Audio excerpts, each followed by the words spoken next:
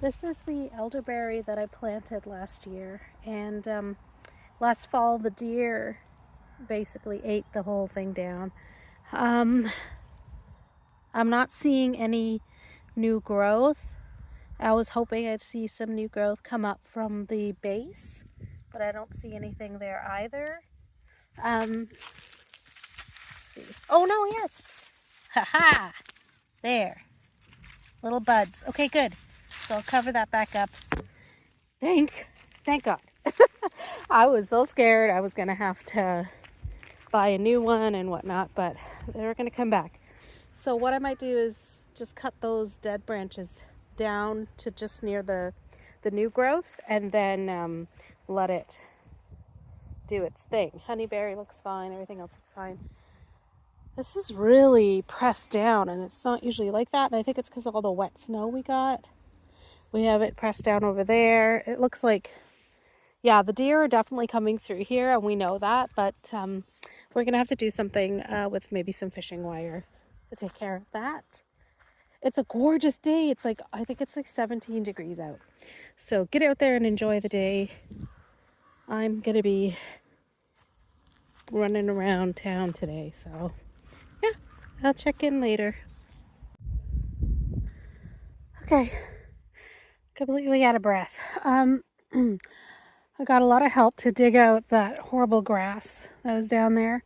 And then I pulled all the tarps over, covered all the ground. We're going to leave it like that for about a month. Kill off anything that has sprouted, except for the potato bed and then the asparagus rows. Those are open. And I think the berry bushes are open. Yep. And the squash is almost fully covered, so that's good. I just have one thing to check, and then I am done for the day. Oh my. Yeah, I'm gonna go back to bed now.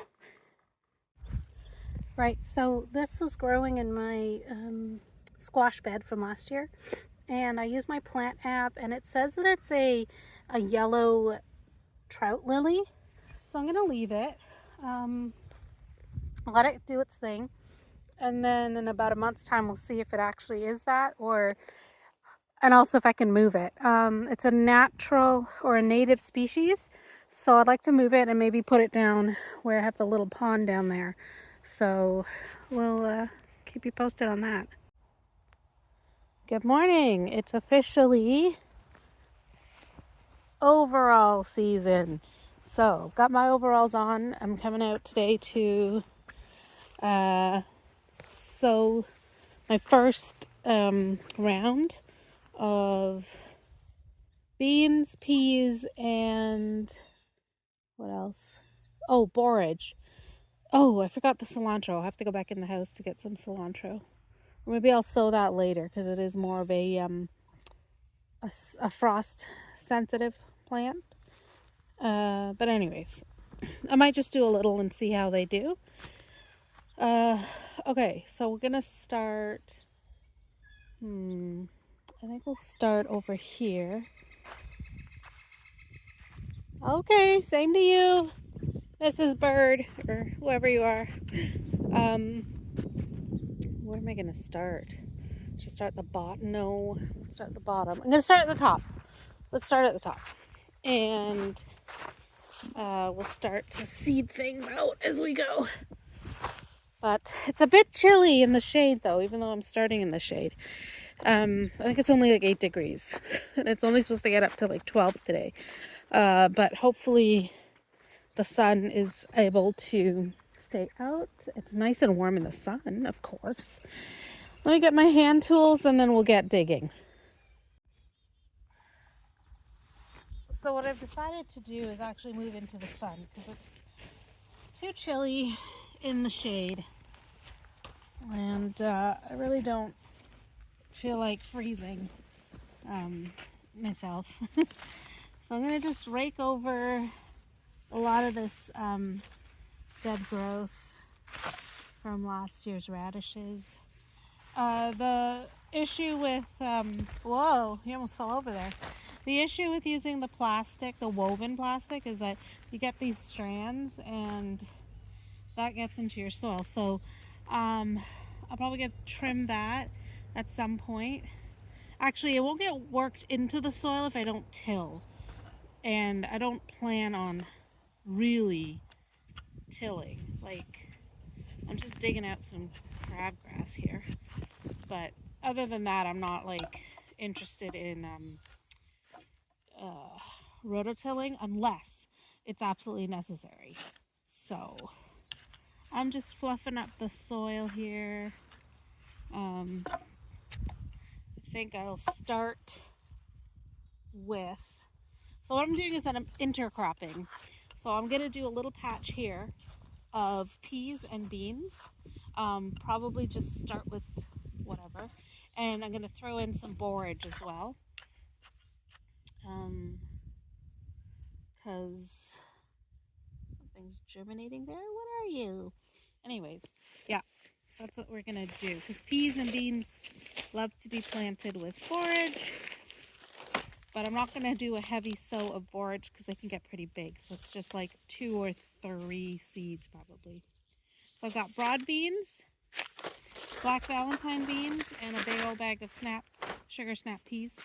So I don't know what I'm gonna start with. Probably the broad beans. Put a few of those in, and every week I will come back. See, they're the broad beans. Every week I will come back and sow a little bit more of each, and that way I'm getting succession planting done. And I'll have a glut of beans, but I won't have a massive like inundation of them. So I'm just gonna pop them in the ground. I'm just gonna push them in. This isn't really soft enough yet, so let's dig a little bit deeper. A little bit of a trench, kind of. Put them about 6 inches apart. And then in between I'll sprinkle 2 or 3 borage seeds. And then I'll put more broad beans and then borage and broad beans and borage. There we go. One more right here. There. Okay.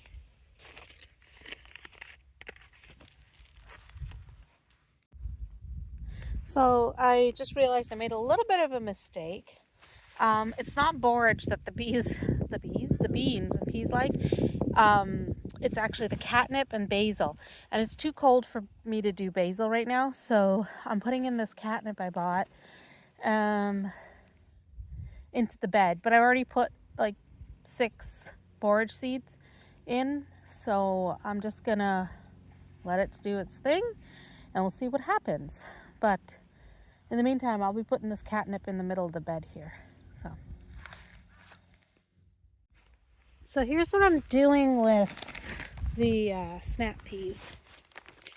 I'm just digging the ground up a little bit with my hand rake, and then I'm scattering the seeds. As you can see here, like there's 1, 2, and then there's another one over there. I've already thrown a few there. I'm not putting them in like even rows. I'm scattering them, and I'll see how they do that way. It's a more organic, natural look. Instead of doing rows, I did the beans in rows, but I'm doing the peas as a broadcast approach, I guess you could say. So that's it for sewing in the beans and peas. So it's basically a 4-foot square section.